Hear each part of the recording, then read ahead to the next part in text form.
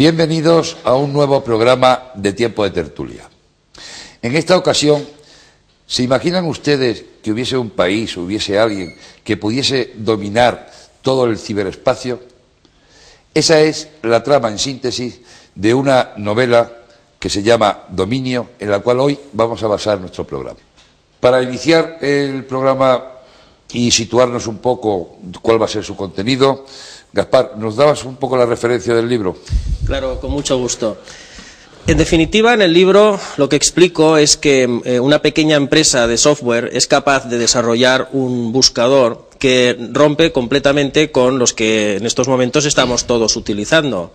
La propuesta, muy en síntesis, se basa que en lugar de ofrecerte una serie de listados interminables de links en base a unas palabras clave, cada persona puede colocar en Internet su réplica virtual para que sea ella, en base a que conoce perfectamente los gustos y preferencias individuales de cada uno de nosotros y está dotada de inteligencia artificial, pues la que esté buscando en Internet constantemente todo aquello que pueda resultar interesante para esa persona. Entonces la cuestión es que esto facilita sobremanera pues el hecho de obtener información a través de Internet. Los buscadores es una pieza estratégica fundamental hoy en día, porque en base a que te coloquen más arriba o más abajo o que no te hagan constar en absoluto, están dándole a una empresa o a cualquier tipo de organización pues todas las posibilidades de éxito o condenándola al fracaso. Y esto es lo que genera una trama basada en el hecho de que China se da cuenta de que esto representa una oportunidad para poder recuperar terreno de la enorme diferencia que tiene con respecto a Occidente y en especial a Estados Unidos en todo lo que sea el predominio en Internet. La trama entonces ya se desboca pues por una cuestión como de thriller, por la cual China pues intenta hacerse con esta tecnología, Estados Unidos intenta evitárselo y ahí está el desenlace final. Pero el hecho que estamos tratando hoy pues básicamente contiene pues las posibilidades de que haya un país o una civilización que se pueda adueñar completamente de Internet, que es una herramienta de uso para toda la humanidad. Michel, ¿sería posible eso? Hombre, yo creo que no.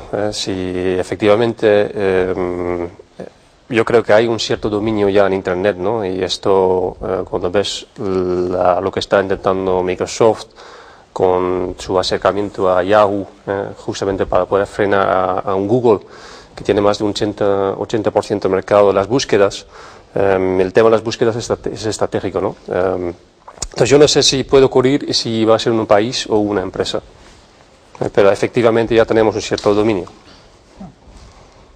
Yo creo que Internet nace justamente como una forma de tener descentralizadas las comunicaciones, ¿no? Cuando empieza Internet por las necesidades de los militares en la Guerra Fría, de pensar si de pronto bombardean central de comunicación, qué pasa con las comunicaciones aquí y allá. Entonces eso es lo que da origen a la filosofía actual de Internet, donde son centros de control distribuidos, donde si se cae un nodo, las posibilidades de comunicación pasan a través de otro. Entonces, la propia esencia de Internet es que sea descentralizada, de que sea de múltiples accesos, de que distintas personas puedan hacer distintas cosas. Por lo tanto, es muy difícil pensar que un solo país o una sola empresa o una sola compañía podría, digamos, dominar todo lo que es el ciberespacio, ¿no? La otra cosa que habría que definir es qué es ciberespacio, ¿no? No es solamente el ordenador conectado hoy a Internet. Tú estás jugando con un iPod y de pronto juegas sin darte cuenta con alguien que está en Japón, y eso también es el ciberespacio, un móvil conectado a Internet, o una Wii, una Play, todo ya es parte del ciberespacio. Entonces es difícil de que alguien pueda dominar todo, digamos, ¿no? Don Miguel. Pues yo tengo la opinión de todo lo contrario, es decir, Internet es una red militar, de acuerdo, que cuando se ve que no tiene las garantías de seguridad se le cede a la sociedad civil. Es una red desarrollada en Estados Unidos, donde efectivamente es como una red de carreteras, es decir, es muy difícil a un país cortarle sus carreteras, pero la señalización de esas carreteras, es decir, las indicaciones de por dónde tenemos que ir para llegar a un determinado sitio, eso sigue siendo un recurso centralizado en Internet. Quiere decir que cuando tecleamos un nombre de dominio, se va a un servidor, y de esos servidores solo hay 18 en el mundo y todos dependen de una sola organización, y esa organización depende del Departamento de Estado norteamericano, del Departamento de Comercio. Y no solamente eso, sino que Internet está preparada para que la información pueda pasar por determinados sitios sin que tú tengas conciencia de que eso está sucediendo. Con lo cual, yo vengo un poco a la tesis contraria. No solamente un país lo puede hacer, sino que alguna persona con el conocimiento de los elementos que gestionan esa señalización, fundamentalmente unos routers y casi todos de una sola empresa, que se llama Cisco System, en general, las grandes masas podría hacer que gran parte de esa información pasara por determinado sitio. Íñigo. Yo creo que sin duda, como dice Miguel, hay una falta de seguridad en la red, pero yo creo que es bastante conocida, quizás no al aspecto tan técnico de lo que es. Sin embargo, yo tengo una visión más positiva. Creo que si echamos la vista atrás y miramos a qué es lo que nos imaginábamos que iba a ocurrir ahora, bueno, podemos ver la novela de George Orwell de 1984 y ese gran hermano y esa información completamente centralizada, todo el mundo monitorizado, y lo que ha ocurrido es todo lo contrario. Ha habido una descentralización de la producción de los contenidos. Ahora cualquiera puede poner contenidos en la red, cualquiera se convierte en periodista, cualquiera tiene voz. Las empresas han perdido la supremacía y la unidireccionalidad en sus comunicaciones. Ahora ya hay lo que se llama la conversación, ¿no? Ahora los usuarios interpelan a las compañías, cuelgan vídeos, abren blogs, hablan de las empresas, y todo esto lo que nos da es una sensación un poco de todo lo contrario. Es decir, ahora cada vez es más difícil controlar la información y quién está diciendo qué. No, yo creo que es igual de fácil que antes. Lo único que pasa es que ahora hay muchísima más información. Lo que es complicado es gestionar la gran cantidad de información. No digo que sea necesariamente malo. Estamos hablando de la hipótesis de que eso se puede hacer. Entonces yo creo que no solamente es una hipótesis, es que se puede hacer y de hecho se está haciendo. Es decir, que los servicios secretos trabajan con esas debilidades que tiene Internet para que determinada información pueda pasar por determinados sitios. ¿Tendrían la seguridad? Yo quisiera antes, primero, hacer dos comentarios, es decir, porque yo creo que la tertulia va a ser muy interesante y no sé si con 60 minutos tendremos suficiente tiempo para desarrollar todas las ideas que surgen de los comentarios. Porque respecto a lo que vosotros comentáis, yo creo que después va a haber posibilidad de hablar de lo que yo llamaría el concepto de autoridad en Internet. No existe y eso es un tema, Miguel, verdad, que tenemos que hablar. Pero eso después creo que va a surgir. Comentando lo que tú decías, me parece interesante, tan interesante que a mí me repescaron antes de ayer última hora para sentarme aquí con vosotros. No tuve la oportunidad de leer el libro.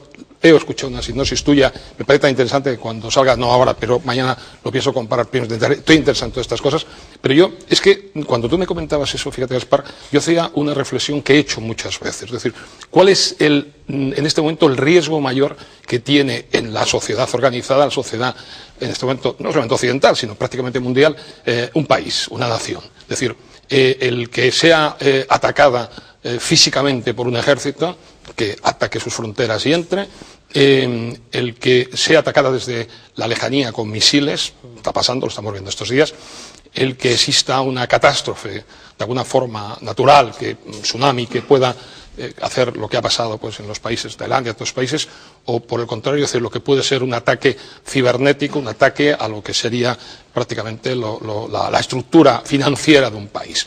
Y yo siempre había hecho, por eso digo que me interesa mucho porque de alguna forma tú lo has escrito y lo has hecho muy bien por lo que me comentaban, pero de alguna forma yo esa reflexión la he hecho porque al final, es decir, es difícil hoy día que un país sea invadido de otro país por acuerdos internacionales, porque en este momento esos temas están muy limitados, salvo que haya un acuerdo del establishment que pueda decir, oye, pues a Ucrania no sé dónde se puede entrar. Bien. Segundo, decir, lo terreno es poner barreras de antimisiles que en este momento estamos viendo que son eficaces dentro de un orden. Es decir, el tercero, nos queda la posibilidad de la oración y de Dios, que bueno, a ver si hay suerte y no nos viene el tsunami, pero eso tiene poco que hacer nosotros. Y el cuarto es el que realmente en este momento tiene para mí más riesgo. Es decir, el hecho de que en las guerras asimétricas, porque no se puede pensar que el terrorismo hoy día va a atacar frontalmente a un país como Estados Unidos, a un país como Europa, con su organización de la OTAN y todas estas cosas, hay que pensar que eso va a ser una guerra asimétrica. Y la guerra asimétrica, no cabe duda, viene por lo que estamos algunos de vosotros diciendo. Es decir, de hecho sabéis casi todos que cuando se entraron las tropas que entraron en Afganistán y en las cuevas de Al-Qaeda, en la árbol de muchas de las utilities americanas, norteamericanas, con objeto de agredir los sistemas sociales, es decir, la luz, el agua, los hospitales, los bancos, y estoy absolutamente convencido que un caos de esa magnitud puede generar muchísimo más problemas económicos que los que genera en sí el hecho de que se tiren 3 misiles.